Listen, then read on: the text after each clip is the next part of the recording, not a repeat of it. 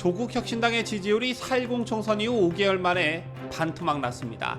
총선 직후 14%로 정점을 찍었던 지지율이 5개월 만에 절반가량 빠져 최저치를 기록한 것인데요. 이 같은 현상은 비단 조국혁신당에만 그치지 않고 제3정당에서 공통적으로 나타나고 있습니다. 개혁신당의 지지율도 2%대로 내려앉았고 또 다른 소수정당인 새로운미래에선 유일한 현역인 김종민 의원이 탈당을 선언했습니다. 총선 때만 해도 제3정당이 나름의 캐스팅보터 역할을 하면서 존재감을 과시할 거란 전망이 많았지만 이게 어떻게 된 일일까요?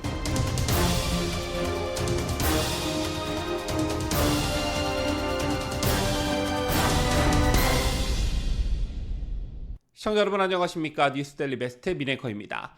제1당과 제2당 혹은 여당과 야당에 대항하는 정치 세력, 우리는 이걸 제3지대, 그리고 이게 정당의 모습을 갖췄다면 제3정당 이렇게 부릅니다.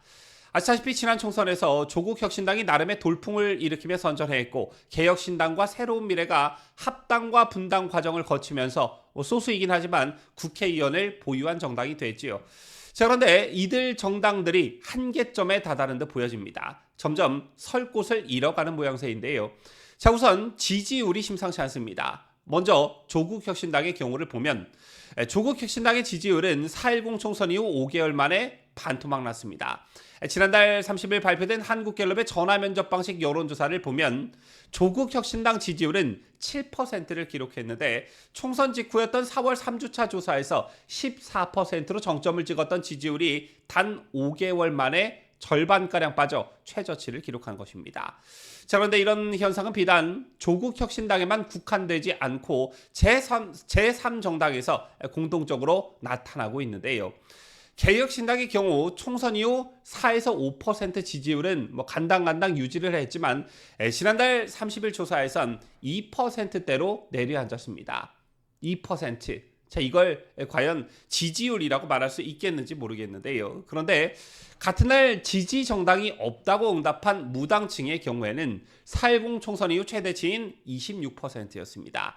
이게 의미하는 것은 이런 부동층 민심이 제3지대로는 좀처럼 흡수되지 않고 있다는 것입니다. 여기에 더해 또 다른 소수 정당인 새로운미래에선 유일한 현역 김종민 의원이 기존의 틀과 관행에 머물러서는 새로운 길을 열 수 없다라면서 탈당을 선언했습니다. 김 의원을 잘 아는 인사는 제3정당에 머무는 것이 오히려 운신의 폭을 제약한다는 판단이 있던 것으로 안다, 이렇게 말했는데요. 자, 그런데 이들 제3정당의 위기는 이게 최저점이 아니라 이제부터 시작이라는 전망도 나오고 있습니다. 윤석열 정부가 반환점을 둔 만큼 양당 대결 구도가 앞으로 더 공고화될 것이고 이에 따라 제3지대엔 더한 혹한 겨울이 기다리고 있다는 것인데요. 특히 야권에선 7.23 전당대회를 기점으로 이재명 1극 체제가 완성되면서 제3지대 목소리가 더 힘을 받지 못하고 있는 형국입니다. 조국혁신당 대표가 이런 위기를 타개하기 위해서 교섭단체 구성 요건을 현행 20석에서 10석으로 완화하는 정치혁신법을 발의했지만 민주당이 뜨뜻미지근한 반응을 보이고 있죠. 170석 민주당 입장에선 법안 처리에 필요한 과반을 이미 확보한 상태에서 조국혁신당을 굳이 교섭단체로 만들 필요가 없기 때문입니다. 개혁신당의 경우에도 어찌저찌 해서 이준석의 인지도와 개인기로 좀 주목을 받았으나 그에 대한 피로감이 상당한 상태입니다. 그리고 나머지 당대표인 허은하 그리고 천하람 이주영 비례대표 의원의 경우 존재감이 미미한 상태이지요. 자, 그리고 무엇보다 조국혁신당 조국의 경우에는 대법원 판결을 앞두고 있습니다. 이와 관련해 조국은 대법 판결이 최악의 결과가 나와도 당 해체는 없다라면서 의연한 태도를 보이고는 있지만 조국 없는 조국혁신당 누가 거들떠 봐주기나 할까요? 자, 좀 더 본질적인 부분과 관련해 몇 말씀을 더 드리자면 조국혁신당, 개혁신당 또는 새로운 미래를 제3지대, 제3정당이라고 부르는 것 자체가 잘못됐습니다. 아시다시피 이들은 어떤 커다란 대의 명분 없이 이 정당, 저 정당과 불협화음을 내고 떨어져 나온 사람들의 불과했기 때문입니다. 서두에서도 잠깐 말씀을 드렸습니다만 제3지대란 본래 여당과 야당에 대항하는 정치 세력을 의미합니다. 그런데 조국혁신당, 개혁신당, 새로운미래 이들 중 누가 도대체 대항 세력이란 말이냐 이런 것인데요. 자, 외국 사례를 잠깐 말씀드리자면 제3지대 하면 스페인의 포데모스가 대표적인 성공 사례로 꼽힙니다. 2014년 5월 등장한 이 정당은 우리 손으로 문제를 해결하기, 분노를 정치적 변화로 전환하기를 기치로 내걸었습니다. 기성 정당과는 달리 분열을 넘어 기권자, 특히 젊은이들을 다시 결집시키려는 목적에서 출발을 했는데요. 따라서 엘리트 부패와의 싸움, 에너지 주권, 긴축 정책 거부, 자유 언론 수호, 디지털 민주주의 및 세속주의 등 굵직한 이슈를 선거에서 쟁점화시켰습니다.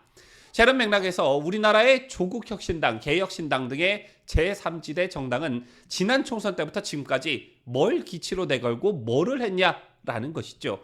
조국혁신당의 경우 기승전, 윤석열 탄핵, 김건희 특검 이것밖에 생각나는 게 없고, 개혁신당의 경우 이준석이 라디오나 유튜브에 나와서 시시콜콜한 정치 뒷담화나 하는 것이 전부였습니다. 이런 맥락에서 한국의 기성 언론도 참 문제가 많다라고 저는 생각합니다. 이런 저급한 수준의 조국혁신당 또는 개혁신당과 관련한 쓸데없는 보도들을 너무 많이 쏟아내고 있다는 것입니다. 물론 거대 양당을 제외한 소수의 목소리, 소수 정당의 목소리에 귀를 기울인다는 그런 취지에는 10분 공감을 하나, 과연 지금 조국혁신당과 개혁신당이 내는 목소리가 포털 사이트 뉴스 페이지 상단에 위치할 만큼 대단한 것들이냐, 이런 문제 제기를 하고 싶은 것입니다. 조국 그리고 조국혁신당과 관련한 뉴스를 보면 민생과 관련해 무슨 정책을 준비하고 있다, 거대 양당과 차별화된 방식으로 정책에 드라이브를 걸고 있다, 이런 뉴스는 눈 씻고 찾아볼 수가 없고, 앞서도 말씀드렸지만 기승전, 윤석열 탄핵, 김건희 특검 이게 전부입니다. 그 말도 저급하기 그지없는 수준임에도 언론들은 이걸 대서특필해주고 있고요. 개혁신당의 경우에도 이준석의 윤석열 대통령 또는 한동훈 대표와 관련한 뒷담화를 까는 내용이 주를 이루고 있음에도 불구하고 포털에서는 주요 뉴스로 상단에 취급해주고 있습니다. 우리는 흔히 언론을 제4의 권력이라고 하는데요. 제4의 권력인 언론이 본분을 망각한 채 아무거나 마구마구 기사를 써대고 아무한테나 마이크를 준다면 이건 언론의 본분을 망각한 행위입니다. 여러분께서 저에게 향후 조국혁신당과 개혁신당이 어떻게 될 것 같냐 이런 예측을 해보라고 한다면 저는 200% 자신 있게 곧 소멸된다 이렇게 답변 드릴 수 있는데요. 한번 두고 보시죠. 지금까지 저는 자유대한민국을 수호하는 뉴스데일리 베스트 민앵커였습니다.